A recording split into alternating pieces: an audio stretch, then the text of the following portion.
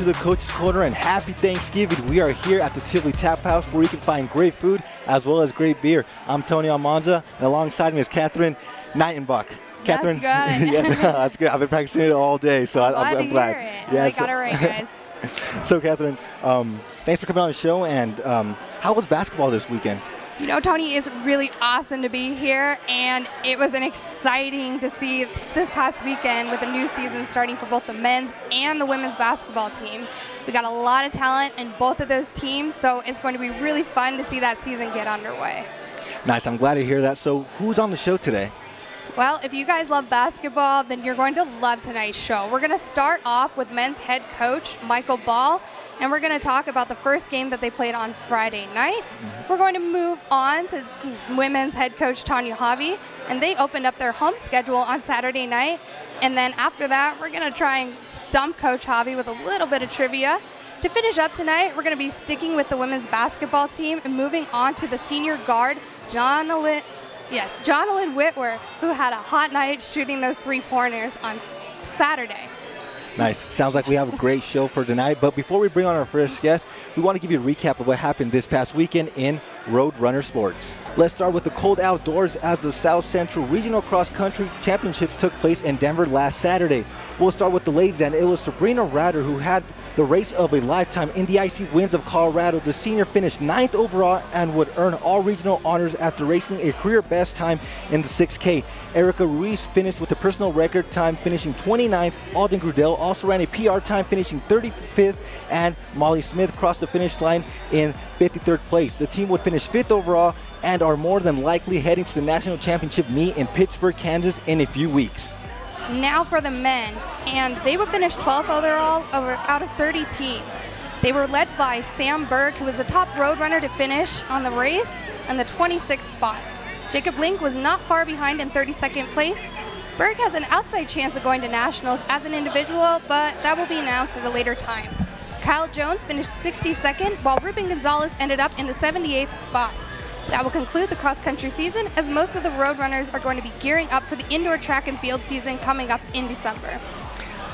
Let's get into some basketball highlights. The men's team welcomed in Stanislaus State to the Auraria Event Center last Friday night. Junior transfer Drew also scored a team-high 16 points, draining 4 three-pointers in his first game as a road runner. The Warriors' Ty Davis hit a late bucket to send the game into overtime, and it was the visiting team who hit some timely shots, earning the 79-75 victory.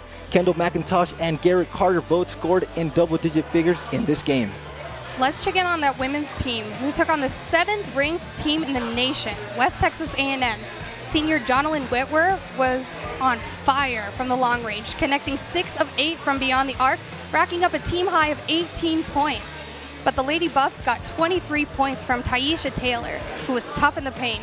Roadrunners had a chance to tie the game and send it into overtime, but they did come up a bit short, with the game's score ending at 66-63. And one last note, in case you missed it, our volleyball team earned their 19th straight trip to the NCAA tournament and took on Colorado Mines in the first round. The match took place in Stephenville, Texas, and it was the Ore Diggers who took the victory, 3-1 victory over the Roadrunners. That ends another successful season for the Red and Blue, and we say goodbye to 3 great seniors in Stephanie Laraway, Santasia Sturgis, and Taylor Duryea. So now we welcome in men's head coach of the basketball team, Michael Bahl. Coach, thanks for coming on the show. No, thanks for having me, guys. Thank you. Yeah, so Thanksgiving is this week. So what is something that Michael Bahl wants to have on his dinner plate for Thanksgiving? What's your favorite food? God, I think I'm old school. I think I like a little turkey and some gravy and, you know, some sweet potatoes, and I'm okay right there. Nice. Gotta be traditional, I like Yes. that. All right, on the topic of Thanksgiving, so because we have games this week, we're going to not be able to go home for Thanksgiving. What is something that the team is doing, you know, to kind of celebrate Thanksgiving, even though the players can't be with their family, and we have some players that, you know, are from all different corners of the earth? How do we celebrate here? You know, we actually do. We'll practice in the morning on Thanksgiving. We'll go right before our game, And then in the afternoon, we actually have a Thanksgiving meal with the whole team. So we have quite a few parents that come into town. Their families come into town to visit their sons. So we have everyone sort of come together. My family comes. Coach Johnson's family comes. So it's a big get-together on campus where we actually have a traditional Thanksgiving meal right after practice. I love it. Holding on to that tradition just a little bit. That's exactly. Great. Exactly. Cool. So let's talk some basketball now. You opened the new season here at home this past Friday. How were you feeling heading into this game, like with the new faces on your team? Were you excited, nerves going all through you for this game? You know, I think I was probably a little bit nervous just because it's the first time that we had a lot of these guys actually wear a Roadrunners uniform. You know, we only returned 3 guys off last year's team that actually played minutes for us. So that means the other guys never played a minute for us before. You know, so I think you never really know what you're going to get, especially when you turn the lights on. You sort of practice one way, but then all of a sudden lights come on and guys can be a little bit different. But I was actually really excited and really happy for the guys and how we competed and how we played. And unfortunately, it just didn't go our way. All right, so looking at the game against Stanislaus State, one of the new guys, Drew Asa, scored 12 points in the first half, and every single one of those points came from 3-pointers. So where did you find this transfer junior, and what can you tell us about how he was playing? You know, Drew is, I mean, he knows his job, he knows his role, and we brought him here to be a shooter for us. But he's more than just a shooter. He's more than just a one-dimensional player, but he definitely shoots the ball at a very high level. And we actually was a transfer from Cal State East Bay, a Division II school out in California. And we were just very fortunate to find him sort of late in the process. And he was a really good player for Cal State East Bay. He averaged double figures as a sophomore, and we're just very fortunate to have him here and his skill set here. So going into the second half of that game, the Warriors, Ty Davis would rack up 16 points, and those points he made driving into the rim. What was he doing so well to give your team trouble? You know, it's one thing to know what to stop, but then you actually have to stop it. You know, so you know, give credit to Stanislaus State and give credit to Ty, and he's a really good player. And we knew that what he wanted to do was sort of penetrate our defense and sort of top down off the high ball screen. And I thought we did a really good job in the first half of sort of containing him. Then, you know, foul trouble, and we also had some inexperienced guys out there that were playing heavy minutes. And you have a senior, you know, laden team in Stanislaus State, and he was able to sort of penetrate our defense. And, you know, unfortunately, that's not how we wanted to lose. You know, we wanted to sort of make them shoot contested jump shots, but sort of at the end of the day, they got most of their damage inside the paint. So that's something that we definitely need to shore up before we head into this weekend. All right, so this game went into overtime, and, you know, that's a good time to get some extra time to play on the court against another team. Can you talk us about, like, how that experience was and the types of things that you learned from it, you know, with all those new players? Yeah. Something to learn. No, I think that's a great question. You can't simulate anything like there is in a game. You know, we try to simulate all the pressure we want, but actual game experience really is going to help us in the long run. You know, so playing an overtime game, and we had 3 freshmen on the floor for pretty much the entire overtime in Marcus Jefferson, Andrew Mork, and Elijah Straughter. So we were relying on a lot of young guys to sort of come through for us, and those minutes those guys got in that prime time part of the game is only going to serve them well, and it also helped me. I mean, there's a couple things that we weren't quite prepared for, to be honest with you. There's a lot of stuff that sort of goes on throughout the games that you just don't really think about as a coach, and this is my second year, and, you know, just like the players, I'm always trying to improve myself. So I think the thing we try to do the most is just learn from each experience and try not to let it repeat itself in the upcoming weeks.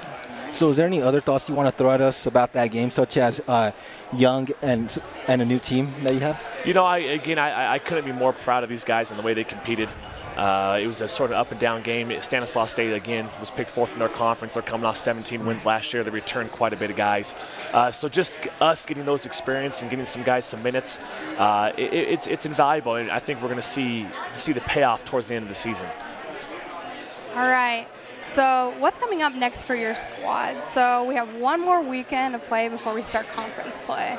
Right. So we have this weekend another 2 good teams coming in, Northwest Oklahoma State, then Texas A&M Commerce. And both are Division II opponents, which are really big for us. Both are region games. And I think it's just going to be another good test for us, especially at home. You know, it's always something to be said when you play at home, sort of the comfort of your own bed and everything like that. But we're going to still have the same challenges we had this last weekend. You know, you can't you can't microwave the process. The process is what it is. It's going to take some time. But hopefully we can see drastic improvements from where we were on Friday night for Stanislaus State to where we are this coming weekend. Well, Coach, happy Thanksgiving to you and your squad, and best of luck to you this weekend here at home. Thank you, guys. Happy Thanksgiving to you. Thank you. So we're taking our first break, but don't go anywhere. It's that time again where we bring you the tweet of the week. It comes from our volleyball team who saw their season come to an end last Thursday night. It talks about how thankful they were to everyone who made Team 50's season a great one. Head coach Jenny Glenn's squad finished with 21 wins, another trip to the RMAC Tournament Championship game, another trip to the Big Dance, and a slew of awards still yet to come for our talented players. We're already excited for team number 51 in 2019. Time for a break, but we'll get into some women's hoops up next on the Coach's Corner.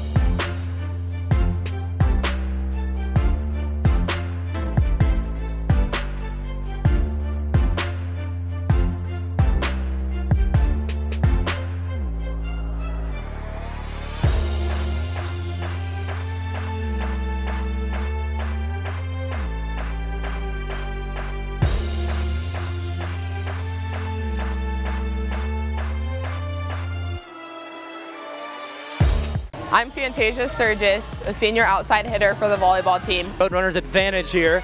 And Sturgis, the All-American, pounding one through there. And you're watching Coach's Corner. Get rowdy. Welcome to the Coach's Corner, and now we are here joined by women's head coach of the basketball team, Tanya Haave. Coach, thanks so much for being here, and happy Thanksgiving. Same to you, and as always, such a pleasure to be here. So I'm glad to hear it.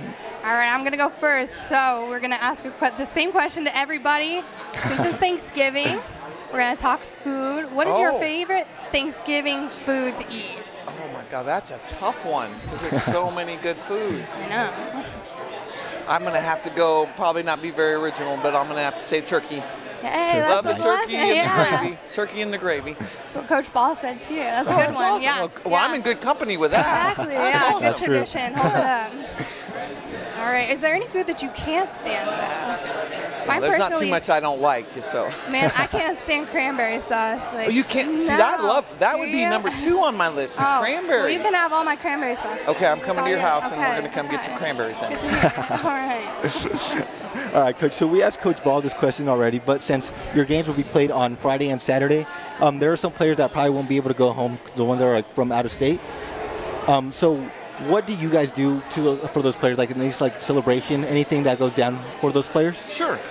So we made sure today, we had practice today, and I wanted to make sure all the out-of-state players, so all of our in-state players, if they don't have anywhere to go, they usually go with them.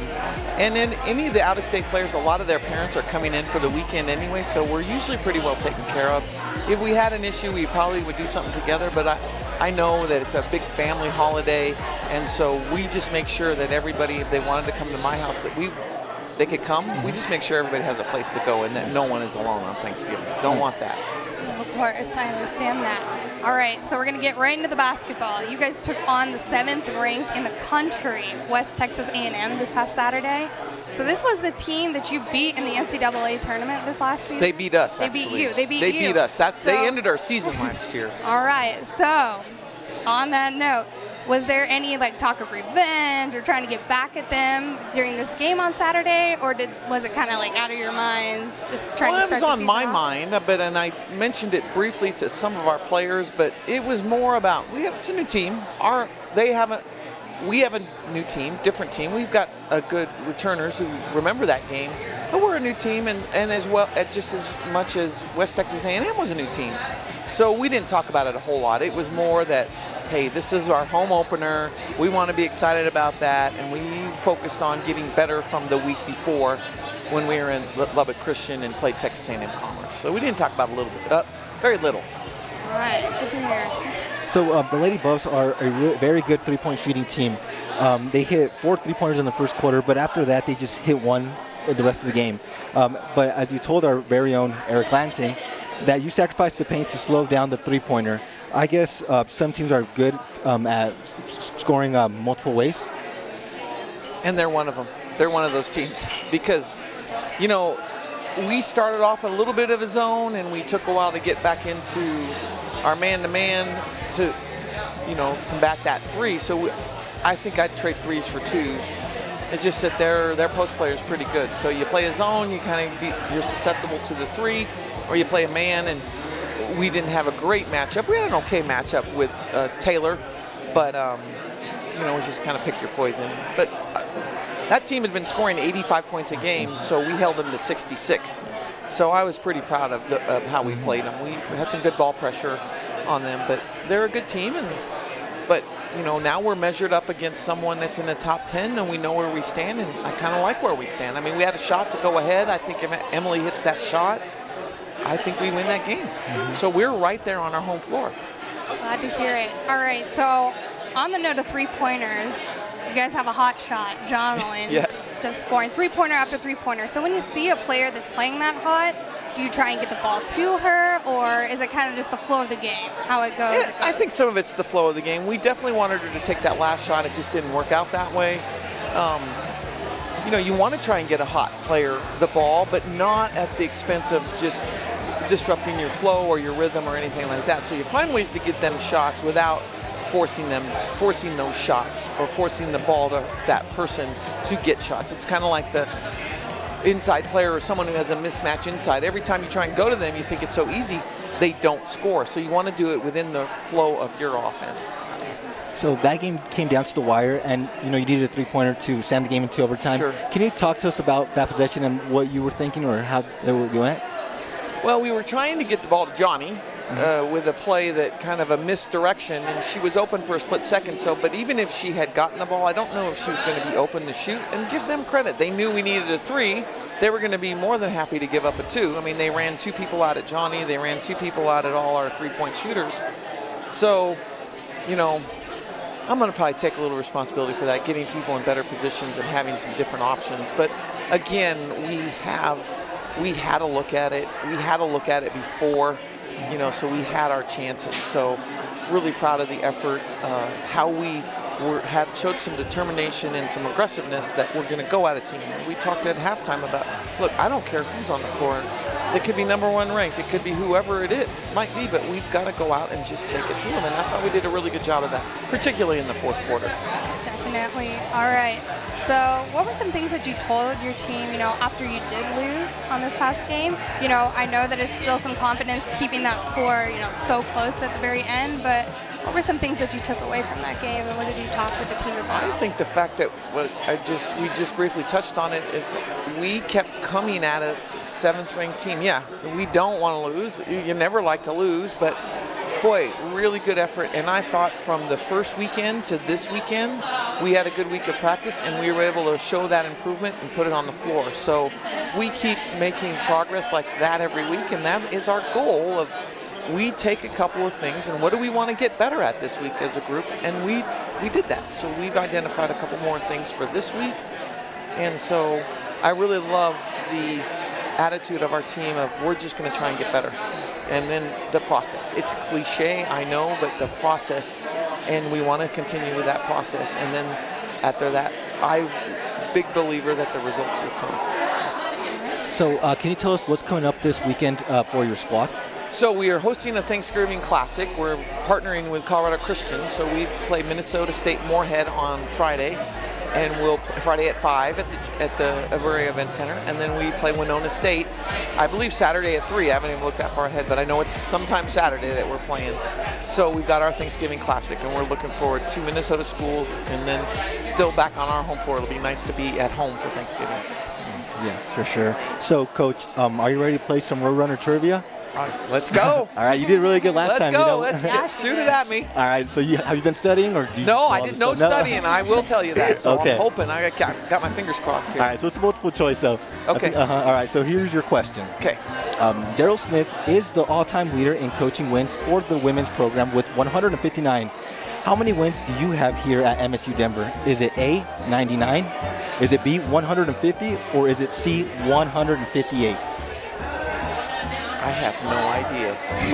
I'm going to say 150. 150? Yeah. No. I'm wrong. I didn't get that right. Yeah, the answer was 158 wins. Oh, my goodness. No idea.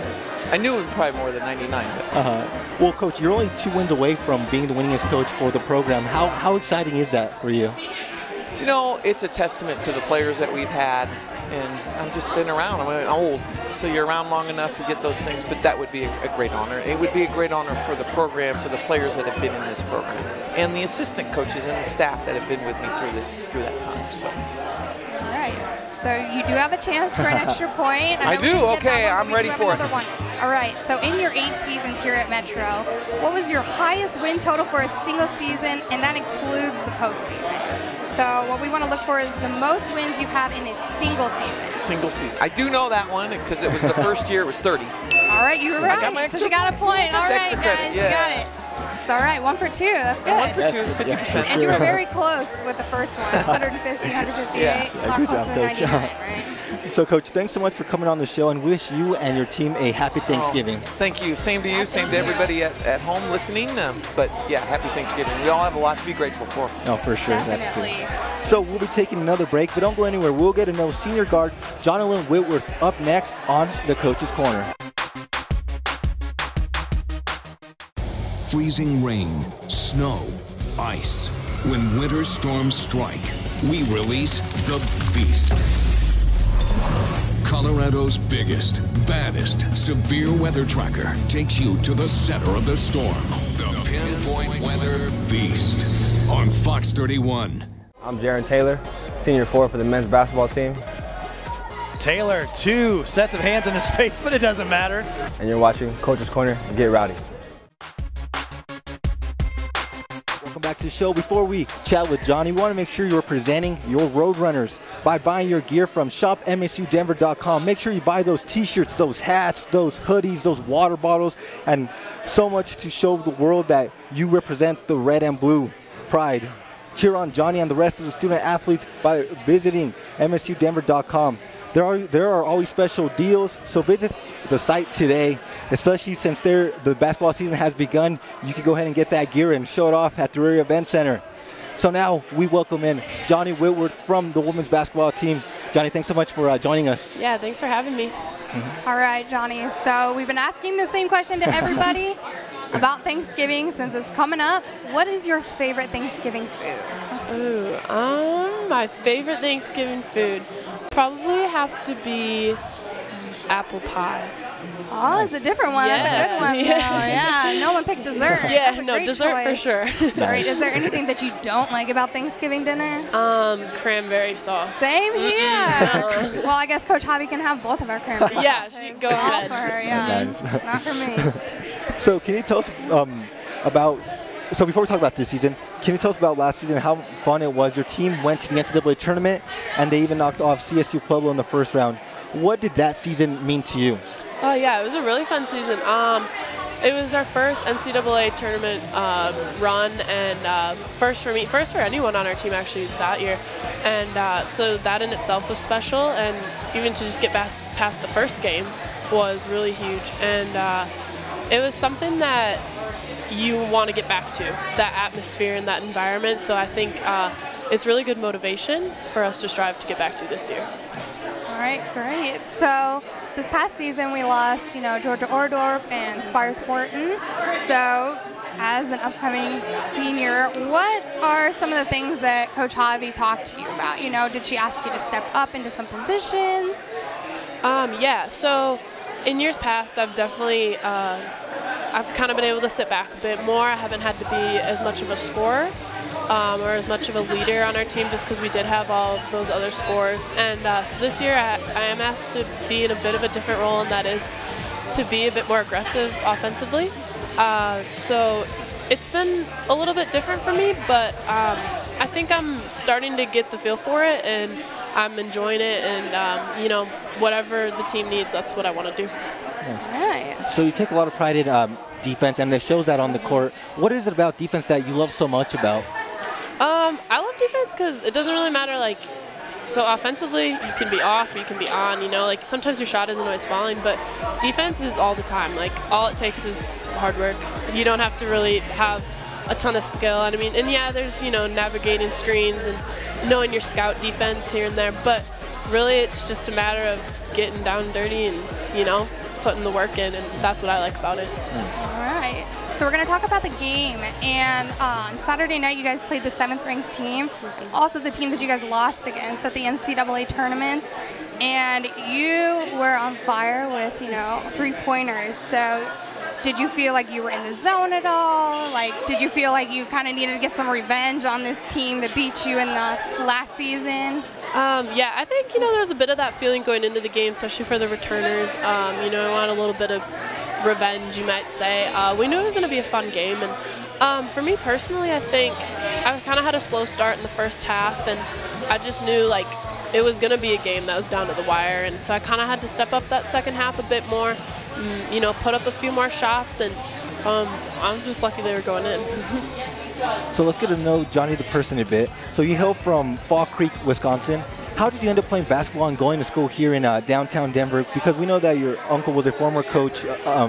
Did that play a factor for you to come here? Or? Yeah, so my uncle coached here, and so I had family out here for years, and you know, I actually met Coach Haave back when I was in high school once, I think, and then they ended up, I think my brother actually mentioned to her, because he was a practice player for the women's team for a while, and he was like, you should check out my sister, and so she's watched some of my games, and yeah, we ended up out here. Here we are. Yeah. All right, so on the topic of Metro, it says on roadrunnersathletics.com that you are a bio major. Is that still a thing? I am, yes. I'm a bio major, chemistry minor. Planning on graduating in the spring, and I'm looking at going into PA school, so physician's assistant. That's super so cool. Yeah, I've applied for that, and I'm just kind of waiting to hear from a couple schools and so do you like, see what happens. Like dissecting things and stuff? Yeah, what are you know, looking into? I don't think I want to be quite in like the surgery area, but in a hospital, you know, working with patients, something. I don't know what area yet. I'm pretty open, so we'll see. It'll be a lot of fun regardless. Oh right? yeah, for sure. So as we understand it, you had 2 brothers who played basketball in college as well. So did you play basketball with your brothers growing up, and were there some intense battles going on between you guys? Yeah, I mean, it's probably more like them picking on me and blocking my shots and, you know, stuff like that. But having that, like having older brothers, and both my parents are really into basketball as well, it really pushed me. And, like, I get it from all ends in my family. And it's good, and, you know, sometimes it's a bit intense, but the support that I get and, you know, the amount that they've taught me is insane. And I definitely wouldn't be in this position today if it wasn't for where I came from in terms of my family. So can you say that you are the best basketball player in the family?